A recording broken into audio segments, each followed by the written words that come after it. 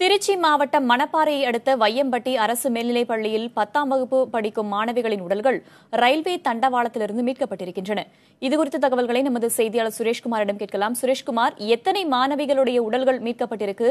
காணாமல் போனதாக சொல்லப்பட்ட மாணவிகளுடைய உடல் ரயில்வே தண்டவாளத்திலிருந்து எப்படி கிடைச்சது? கண்டிப்பா வேதவழி.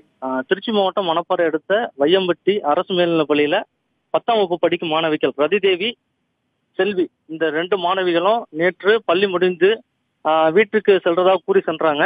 ஆனா வீட்டுக்கு செல்லாதனால உறவினர்கள் பல இடத்துல தேடி பார்த்திருக்காங்க, கிடைக்கல. இதுக்கிடையில வையம்பட்டி காவல்துறையில புகார் அளிக்கப்பட்டிருக்கு. இதுக்கிடையில வையம்பட்டி அருகே எடக்காட்டனூர் அப்படிங்கிற இடத்துக்கிட்ட ரயில்வே டிராக்ல 2 மாணவிகளும் சடலமா மீட்கப்பட்டிருக்காங்க இன்னைக்கு காலையில. சுரேஷ்குமார், இந்த உயிரிழப்புக்கு என்ன காரணம் அப்படின்றது தெரிய வந்திருக்கா? காவல்துறையினர் என்ன விசாரணை மேற்கொண்டிருக்காங்க? தம்பி தமிழரசன், இந்த பள்ளி மாணவிகள் இறப்புக்கான காரணம் இதுவரைக்கும் தெரியல. அந்த ரதிதேவி அப்படிங்கிற பள்ளி மாணவி பையிலிருந்து ஒரு கடிதம் மீட்கப்பட்டுள்ளது. அந்த கடிதத்தை பள்ளி தலைமை ஆசிரியர் தங்கவேல் என்பவர் எடுத்ததாக வையம்பட்டி காவல் நிலையத்தில் புகார் கொடுக்கப்பட்டிருக்காங்க. உறவினர் புகார் கொடுத்திருக்காங்க. இதுக்கிடையில வையம்பட்டி காவல்துறையினர் அந்த கடிதத்தை தங்கவேலிடம் மீட்டு திருச்சி ரயில்வே எஸ்பியிடம் அந்த கடிதம் ஒப்படைக்கப்பட்டுள்ளது. அந்த கடிதத்துல மாணவிகள் என்ன எழுதியிருக்காங்கிறது இன்ன வரைக்கும் தெரியல. ரயில்வே போலீசார் இன்னும் பத்திரிகையாளர் தெரிவிக்கல.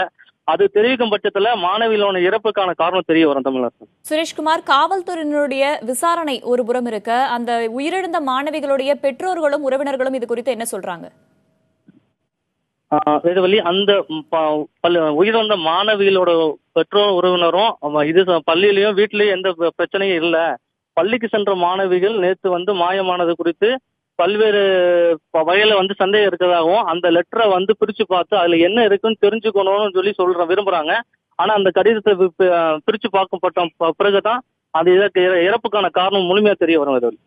சுரேஷ்குமார், இந்த உயிரிழந்த 2 மாணவிகளும் நன்றாக படிக்கக்கூடியவர்களா? பள்ளி தரப்புல தலைமை ஆசிரியர், ஆசிரியர்கள் தரப்புல இருந்து ஏதாவது சந்தேகம் சொல்லப்படுதா?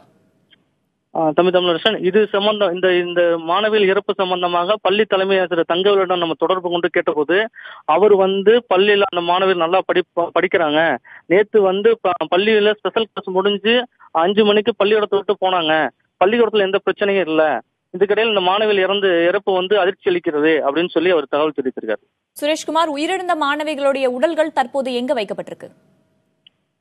வேதவழி, railway SP, Trichy railway SP Annie Vijaya அந்த மாணவிகள் உயிரிழந்த சம்பவ இடத்துல விசாரணை மேற்கொண்டுட்டு இருக்காங்க. பாடி அங்கேயேதான், உயிரிழந்த மாணவிகளோட சடலம் அங்கேயேதான் இருக்கு. ஆம்புலன்ஸ் வரவழைக்கப்பட்டு உடற்கூறு ஆய்வுக்காக மணப்பாறை அரசு மருத்துவமனைக்கு சற்று நேரத்தில் கொண்டு வரப்படும். சுரேஷ்குமார், முதற்கட்ட விசாரணை தொடங்கப்பட்டு எப்ப இது குறித்த தகவல்கள்லாம் வெளிவரும்னு காவல்துறை தரப்புல சொல்லப்படுது?